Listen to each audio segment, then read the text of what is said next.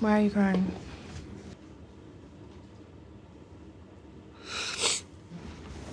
So Hey guys, and welcome back to Little Blair Book. You know what time it is. Talking to you guys about Married at First Sight. We're dealing with Chris, and we're going to call this one Manipulation 101. We're going to break down some things about what happened in this episode because, yes, quite frankly, it was manipulation. bothered me the most was I ain't never talked about my sex life as an adult with my parents. It was weird, man. I've spent my whole life going against the odds. People have said, Don't care what you want to call it. Guys, if you're new to the channel, make sure you like, share, subscribe, click on that bell button for notifications are up. Loads. And for those of you who are returning as well, you got the minerals. You got the minerals. You got the minerals. All right, cool. Let's get into the video. So I've entitled it Manipulation 101. I want to break down what manipulation is. It's the action of manipulating something in a skillful manner, but the action of manipulating someone in a clever or unscrupulous way. It's what we're going to focus on, the unscrupulous way. Okay, the purpose of manipulation oftentimes is to gain control or power in any given situation. And so when we're talking about Chris and talking about Paige, I believe there is a lot of manipulation on Chris's behalf, and we're going to break it down in this particular video. But what I saw from him was clear tactics of using emotional manipulation to try and get her to lower her defenses when he clearly had done wrong. Some gaslighting in there as well, and then utilizing that. What MIA? so I apologize to you. On the way down to good. Against her to bring about a different reaction. Yes, whenever you try to control somebody else's reaction, it becomes a form of manipulation, okay? In some shape or some form, depending on the context. But in this particular context, Paige had every right to feel aggrieved, okay? I'm not going to say angry, I'm going to say aggrieved, hurt, okay? Because he had decided to go away and not come back for 2 hours. At that given point, when Paige comes to you, she might be she's going to be frustrated, she's going to be aggrieved, she's going to be hurt. And instead of taking it on the chin, I firmly believe that at that point, he decided to pretend as if like, oh, I'm so hurt, you know, like right now. And that shenanigans to now lower the guard, get her to feel emotionally invested, feeling sad and feeling sad and feeling, I guess, hurt for him. So what he's wanting is a switch of her energy direction from being about I'm vexed at you for your 2 hours to now feeling sympathy for the fact that you've been away for 2 hours, no real good explanation. Essentially, Chris said that he was going to go downstairs to order us breakfast, get the menus. That was around 8:50, 9 o'clock. 10:07 came around. And you want me to feel sorry for you, basically, yeah? You're trying to twist it round so that now I feel sorry for you so you don't get in trouble. This is a very key manipulation tactic. Kids use this all the time. You're about to tell them off and they start lowering their head down and going, you know, and it's a clear manipulation tactic to get you to bend your will. If you're a parent watching this, don't give in to that tactic. It's a manipulation tactic that they know, okay? It's like they're born and bred with it. You understand? Why are you crying?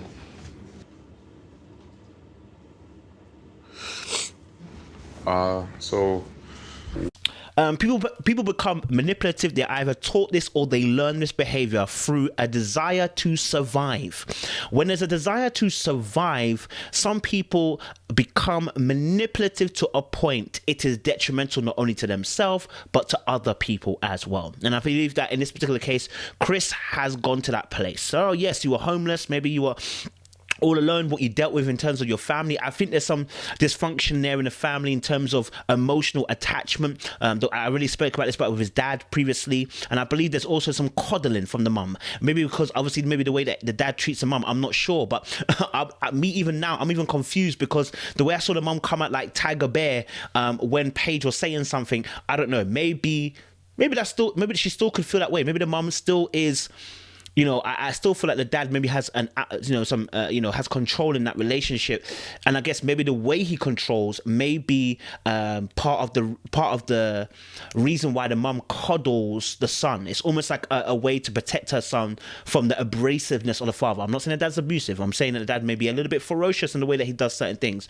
or he maybe lack a nuance of understanding in the way that he deals with situations in the family. But then saying that, when you watch the way he deals with the situation with his son now, it doesn't seem like he's unreasonable. That's saying he's a bit freaky, and I'm not for it, but he's not. It doesn't seem like he's unreasonable.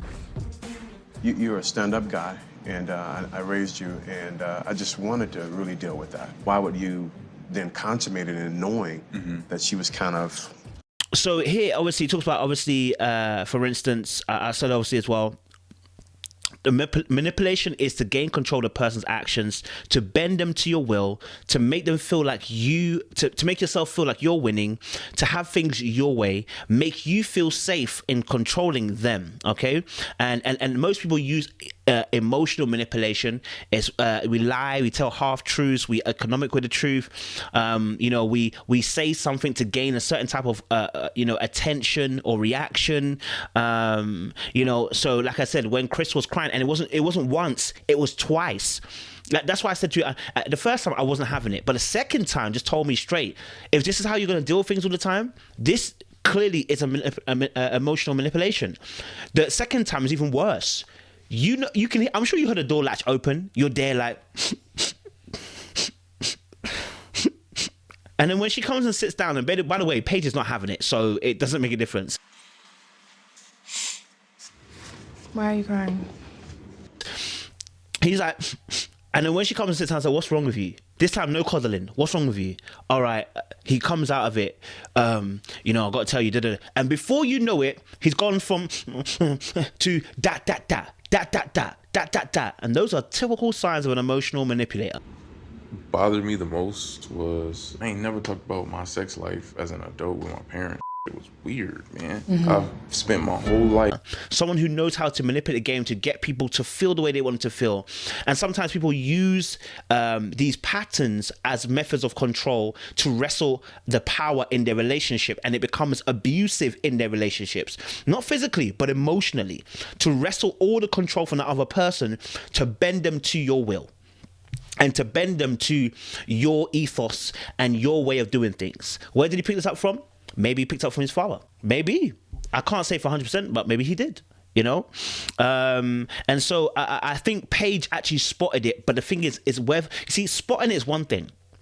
Acknowledging it is something. But then actually doing something about it is a very big thing. Sometimes you spot it and you don't do anything about it. Okay? And with all due respect, like, I did not want to have sex coming into yesterday, but I wanted to feel... Sometimes you spot it, but you don't do anything about it.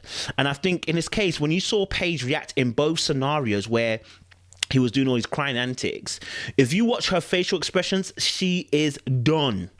And she said it even at the end when they were in the hotel. She was emotionally checked out. I was honestly kind of checked out at that point. She was done. Megan, yeah, she wasn't having it. And even during the case, especially the second one, if you see her facial expressions when he started crying, it's almost like when she sat down, almost with a smirk.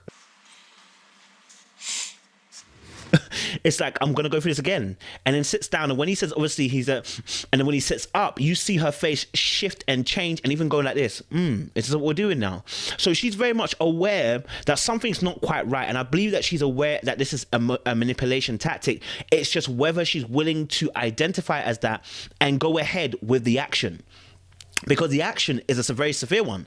It's to let the person know very straight, hey, look, I don't play them games. That's emotional manipulation. I want the boundaries to be set. See how the tone changes. It's not an easy conversation to have because it's not a gentle one. When someone is doing emotional manipulation, you don't go gentle. You don't say, listen, can you stop doing it? No, you have to let them know, listen, my boundary's here. If you keep doing this, I'm gone. Yeah, because emotional manipulation becomes abusive. It becomes controlling, it becomes paranoia, it becomes accusation, and you saw that even in the second scene. I don't want to go too deep because I want to do a separate video for that. But you saw that in the second video when she mentioned, and she was naive for this. And I always say this, women tend to do this a lot. Y'all don't know that you're not meant to bring information from outside to the inside. If you've been privy with information outside, don't bring it inside. I've talked to multiple guy friends, and it was very confusing for them that a man would engage in sexual activity with someone. Don't tell the person that you're bringing it inside. Don't let them know that you're bringing it inside. Do you understand? When you go and say, "Oh, I spoke to my guy friends and they were saying," no, don't say that. Don't say that. Don't say that. You don't need to. Like, you've thrown them underneath the bus, and now you're killing your own friendship because now he's gonna have something to say about it, right?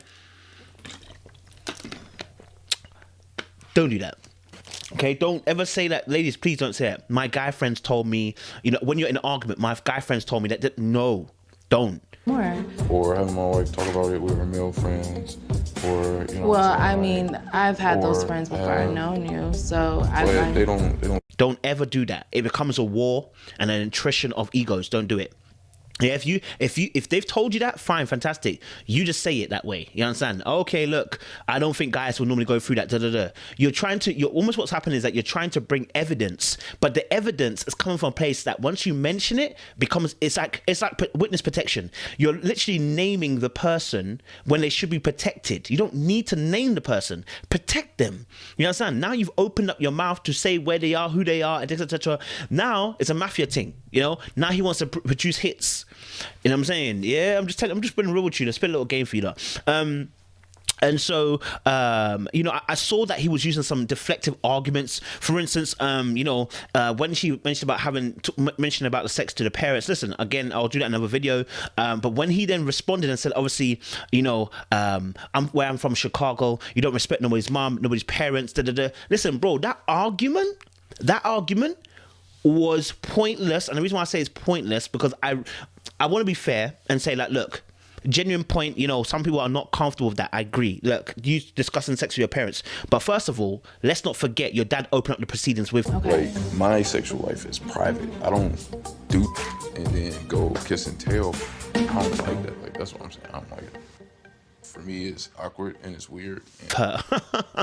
He really done said about sex already, blood. So you ain't really got no leg to stand on. But number two, this argument looked like it was another manipulation tactic. What do I mean by that? Self-sabotage. I said this about in the very first episodes that when someone's self-sabotaging, these things happen. Arguments out of nowhere happen. This was an argument out of nothing. Or he was like, what, does it make, no, deep it, doesn't make sense. To go from, and I want to tell you something now, boom, that. You know what? Where I'm from, South Chicago, we don't disrespect no one's mum, no one's parents, nobody's kids. But wait a minute. Whilst I hear you, that's in any culture. Shouldn't be disrespecting kids, parents, or mums. What part did you disrespect your mum, your parents, or your kids?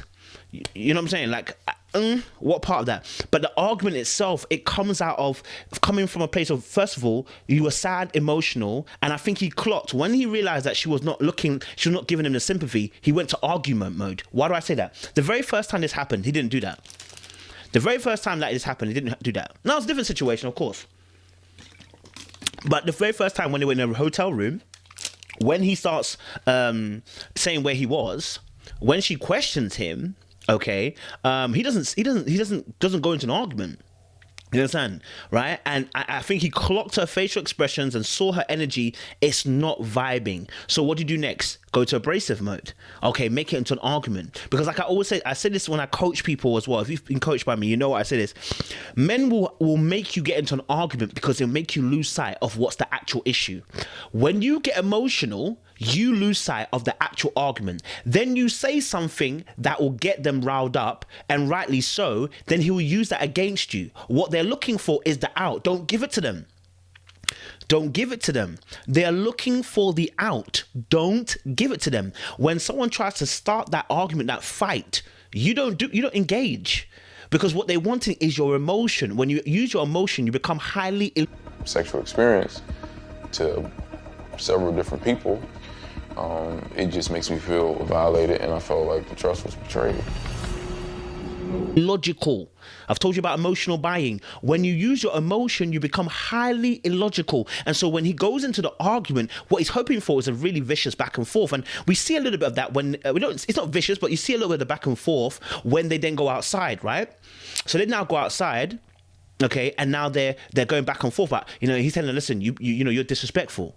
Right? So now he's got a leg to stand on to accuse you of, to make you feel like you are the problem. This is a classic emotional manipulating tactic. Now, some people might say narcissist. I'm very careful not to go into that space because I think a lot of men are very emotionally manipulative. They know how to play the game without being narcissistic.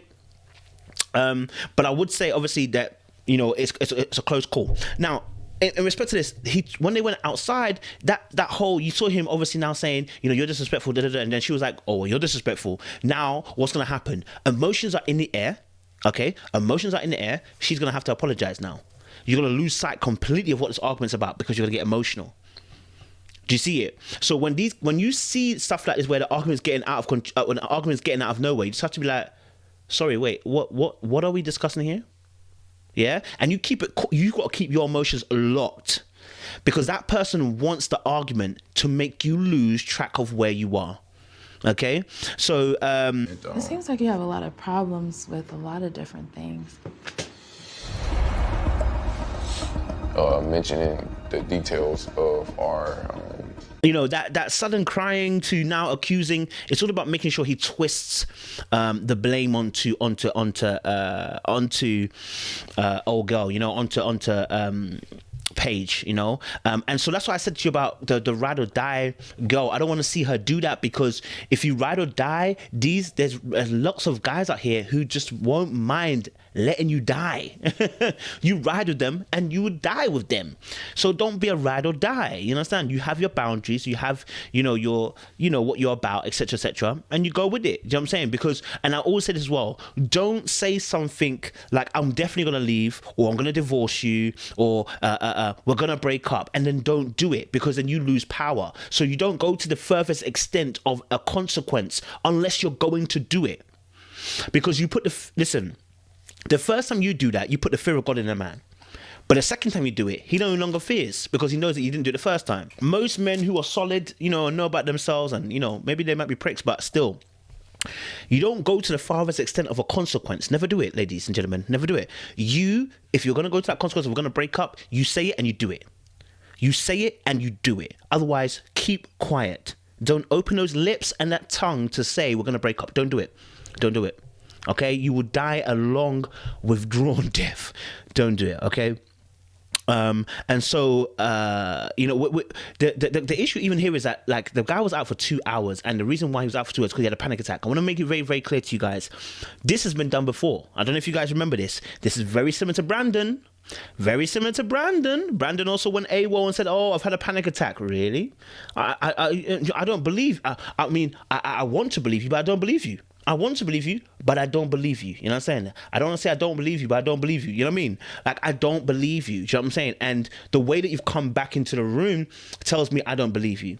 Like, you really couldn't come up with a proper reason as to why you're behaving the way you behave. And I said, this one right here, nah, cuzzy. I'm not about it, fam. I'm not about it, cuz. And so, I think it's dangerous for Paige at the moment because, like I said, his behavior is about robbing you of your choice of emotion. And so what happens is he's actually teaching you how to behave and how to be emotional and what's acceptable as an emotion. I didn't disrespect you. I did not disrespect you. In your eyes. I did not disrespect you. In your eyes. I should be able to come to my wife. So he doesn't want you, okay, to get angry at him, okay? He's making sure that you don't get to that place. Do you know what I'm saying? He doesn't want you to get to that place because it's about controlling you so that when you come, he knows what kind of reaction he's going to get from you. That's what manipulation does. It forces a person into,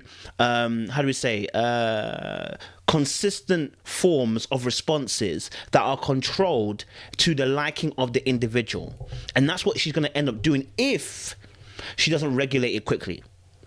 Okay, these are early doors and early times, and there's an important time to set pace and set boundaries.